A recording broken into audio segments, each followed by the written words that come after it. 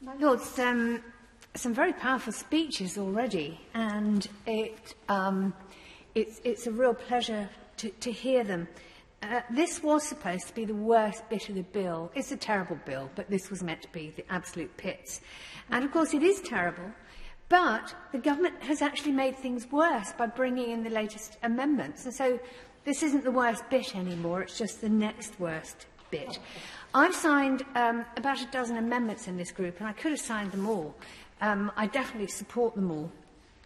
And there's many good amendments, and they are worth raising, but really the only way forward is to remove these clauses altogether. And I hope that opposition parties can join together to do that at report stage, because our civil liberties and human rights are far too important to negate in this way. Now, Lord Dubb's Amendment 293 sets the scene perfectly because it stresses the importance of the right to protest in a free country. We always look down our noses at all these illiberal countries abroad who suppress their citizens and their human rights and their liberty to protest. But actually, this government is trying to do exactly the same. Any restriction on the right to protest has to be really carefully considered, not rushed in with 18 pages of amendments at the last minute without any proper discussion. It's a balancing act, and it is a balancing act between the rights of the individuals and wider society.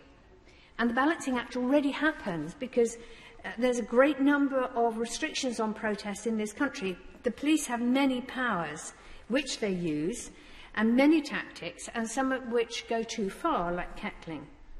And the government wants to ramp up these restrictions even more. Being noisy could be banned. Being annoying could be banned. Some peers could be banned because they're annoying. We could end up in a situation where the only protests, as has been said, are the ones that are so quiet and so uneventful that they achieve absolutely nothing. But this is deep, dark politics. This is about a Conservative government that completely wants to rewrite how we operate within society as individuals against the state. And they, I think, are planning or hoping to remain the dominant political party for generations to come. That's what could happen through these terrible amendments. If you make protests almost impossible to perform legally, and you criminalise non-violent direct action, and you abolish or restrict the ability of citizens to challenge the government in court through judicial reviews, and you turn the people against lawyers, and you gerrymander the election boundaries, and you dish out cash in a way that looks best to Conservative MPs, that is deep, dark politics. And many of us here are not particularly political, and perhaps don't see the dangers inherent in what you, the government, are doing. It all seems like a calculated ploy to turn all the cards in favour of an unaccountable government that can't be challenged in the courts, can't be challenged at the ballot box, and can't be challenged on the streets. So we have to all unite against it, and deleting these clauses from the bill is the beginning of that fight. And I have a tiny quibble with the issue that noble peers have mentioned about the survival of the planet. The chances are the planet will survive.